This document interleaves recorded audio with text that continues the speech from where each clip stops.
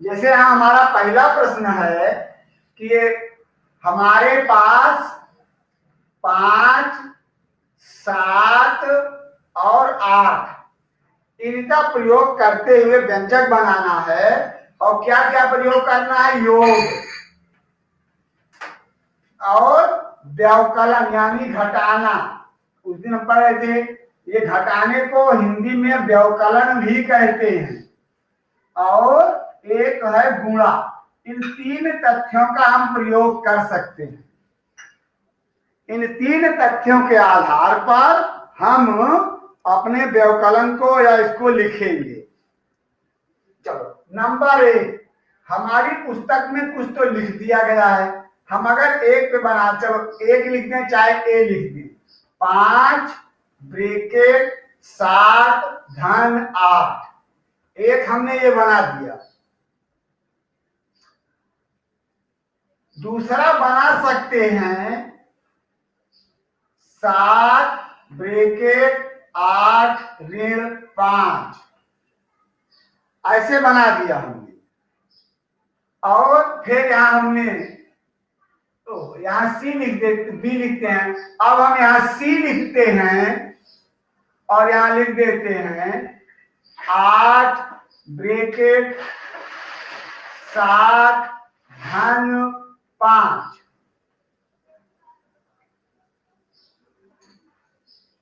और अगला ऐसे हम बेटे देखो, हम ऐसे ही इन तथ्यों को लिखते हैं।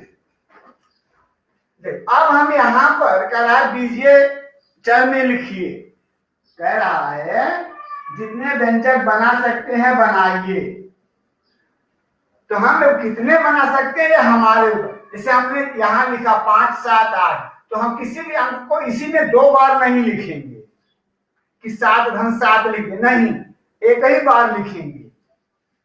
बी में लिख देते हैं, जैसे यहां धन लगा दिया तो 7 ब्रैकेट 8 धन 5, ऐसा भी हम लिख सकते हैं, चिन्हों को बदल बदल कर।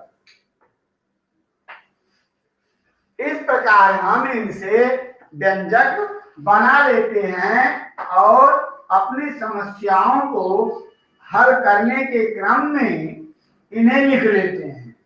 अभी तो समझ में आ रहा है ना बेटा? हम इसमें और भी लिख सकते हैं, जितना भी हमें समझ में आता है उतना लिख सकते हैं। हमें जितना भी मिल सकता है उतना लिख सकते हैं। हम कितना लिख सकते हैं ये हमारे ऊपर निर्भर है। लगभग 8-9 बन जाएगा, 3 संख्याएं हैं। चाहे हम इसको प्लस माइनस आगे लिखें या पीछे लिखें। इस प्रकार हमारा ये पहला सवाल है। दूसरे सवाल में लिख रहा था कि इसमें कौन सी ऐसी संख्याएं हैं जिनमें केवल बीजीय अंकीय पद हैं। तो हमने देखा कि जो हमारा ये दूसरे में सी है और डी है, उसमें ही केवल अंकीय पद हैं और में अंकों के साथ बीजीय चर लगे हुए हैं। अंकों के साथ बीजीय चर लगे हुए हैं। जैसे हमारा ए है दूसरे में, दूसरे का जो ए है उसमें लिखा है y धन 3, y धन 3।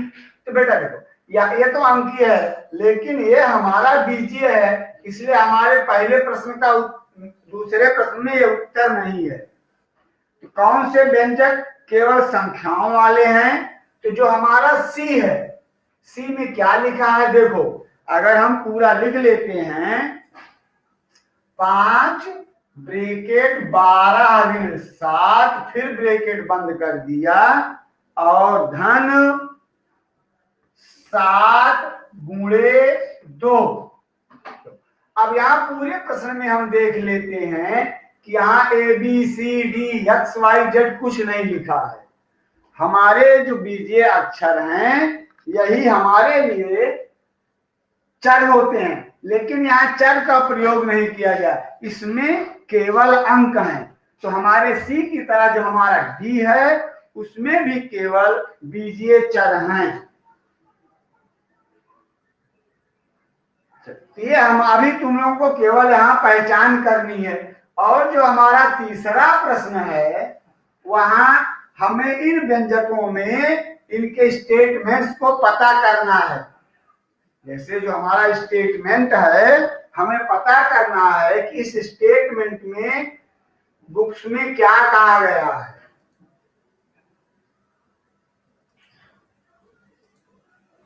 जैसे जो हमारा पाठ है चरों वाले व्यंजक में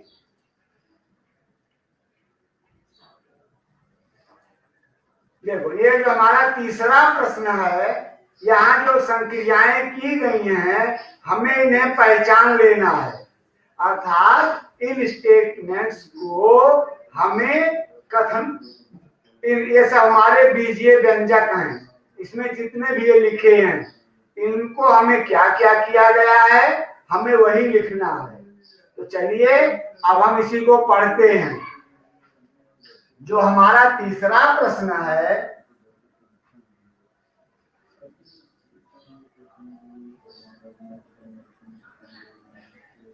व्यंजकों में संक्रियाओं की पहचान करना है। व्यंजकों में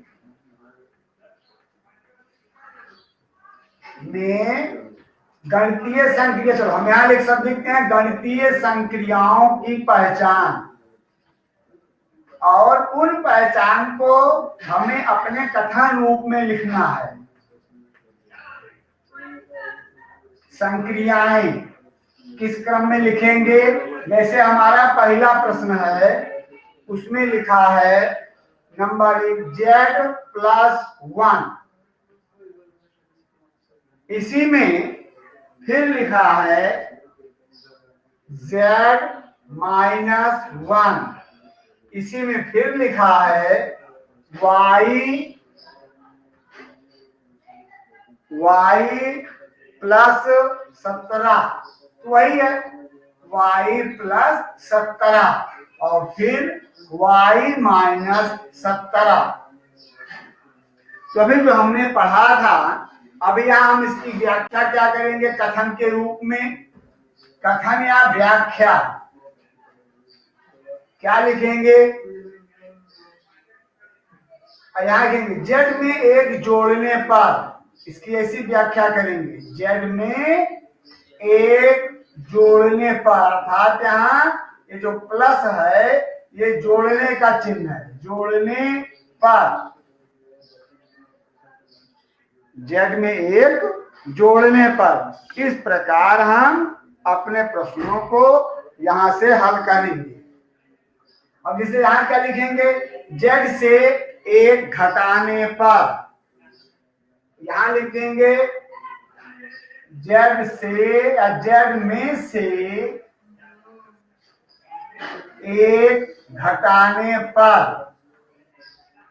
इस प्रकार हम अपने इन प्रश्नों की व्याख्या कर लेंगे। ये हमें यहाँ समझना भी पड़ेगा। यहाँ क्या लिख देंगे? y से 17 घटाने पर। इस प्रकार हमारी ये प्रक्रियाएं यहाँ पूरी होती हैं। अब इसी का हमारा जो दूसरा खंड है उसके बारे में हम पढ़ लेते हैं। जो दूसरा है वहां क्या लिखा है, वहां की संख्याएं क्या हैं हम उनको भी देख लेते हैं। यहां दूसरे में है एक प्रश्न है 17y। दूसरा है y/17 और फिर है 5z। अगर अभी जो हमने थोड़ा बातें की थी और पढ़ा था उसी क्रम से लिखेंगे तो क्या लिखेंगे? यहां अब हमने 17y कल ही हमने पढ़ा था यहां पर गुणा होता है तो लिख सकते हैं y को 17 से गुणा करने पर। 17 से गुणा करने पर, गुणा करने पर। इस प्रकार हम अपने इस प्रश्न की व्याख्या कर देंगे। इस प्रकार हम अपने प्रश्नों की व्याख्या कर देंगे। इस गणितीय या बीजीय व्यंजक का अंकीय कथन ये बनेगा। यहाँ क्या है, y बटा 17, इसके लिए हम लिखेंगे y को 17 से भाग देने पर, अभी हम लोगों ने पढ़ा था कि जो हमारा बटा है वो भाग भी है, देने पर हम इसको इस क्रम में भी लिख सकते हैं, y भागे 17, y भागे 17, इस क्रम में भी हम लिख लेते हैं। तो अब हमें यही व्याख्या यहां पर करनी है। समझ में आ रहा है ना बेटा?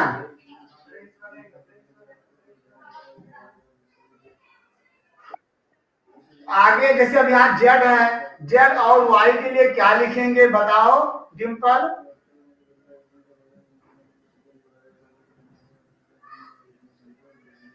z और zy लिखा है, सॉरी बेटा, zy ने 5 z है, चेंज कर देते हैं। यहाँ ये 5 z लिखा गया है, इसके कथन को हम क्या लिखेंगे?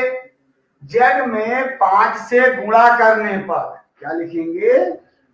z में 5 से गुणा करने पर इस प्रकार हम अपने गणितीय इन बीजीय पदों को अंकीय कथनों के रूप में व्यक्त कर देते हैं। और इसी के साथ हम और भी प्रश्न हैं, यहाँ पर सी भी है, बोलो बेटा। हाँ बेटे, वहां लिखेंगे जैसे हमारा इसमें का भी पहला था 17y, ठीक उसी तरह वो भी है, जैसे 17y था वैसे ही हमारा 5 z है। 17y को हमने क्या लिखा था? y में 17 से गुणा करने पर, तो हम यहां भी लिखेंगे z को 5 से गुणा करने पर, हम व्याख्या लिख देंगे। जैसे अभी यहां देखो, अब हम अपने d को देखते हैं। d वाला प्रश्न में यहां लिखा गया है 7 यम ऋण 3 यम धन 3। हाँ बोले, सुन रहे हैं? हाँ, ऋण 7 यम ऋण 3। देख, अभी हमने अब यहां देखा, इसमें हम कहते हैं केवल अकेले है ये, इसकी हम व्याख्या क्या लिखेंगे बता सकते हो? इसके कथन को हम क्या लिखेंगे? यम में 7 से गुणा करने पर क्या लिखा जाएगा? यम में 7 से गुणा करने पर, यम को 7 से गुणा करने पर,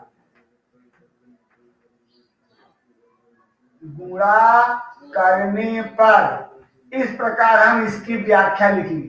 अब हम यहाँ दो है, एक ये है और दूसरा ये है, तो पहले हम इसे लिखेंगे। यम को ऋण 3 से गुणा,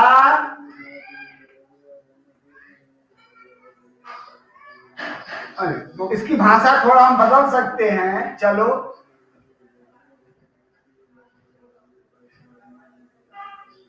यम और अब यहाँ ऋण 3, यहाँ के गुणनफल में यम और ऋण 3 का एक गुणनफल है, में 3 जोड़ने पर दीदी इस प्रकार हम लिख देंगे 3 जोड़ने पर। और ठीक इसी तरह यहां भी लिखेंगे यम और ऋण 7 के गुणनफल में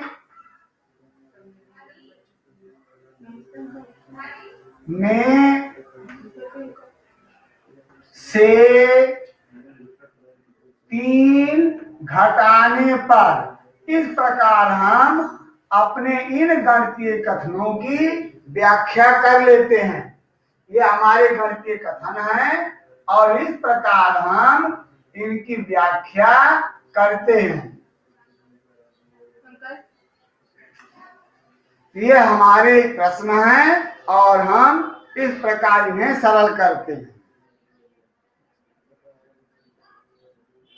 चलिए, और इसी प्रकार से हमारे से तुमने सी की बात की है, सी को भी लिखते हैं एक प्रश्न, और इसके लिए तुम लोग हमें बताना कि क्या लिखेंगे। सी में है 2y + 17। चलो डिम्पल बेटा बताओ इसको हम कैसे व्याख्या करेंगे। अभी हमने समझाया है। हाँ बोलो बेटा। ठीक है, ये प्रश्न 2y + 17। हाँ, इसको हम कैसे कथन लिखेंगे।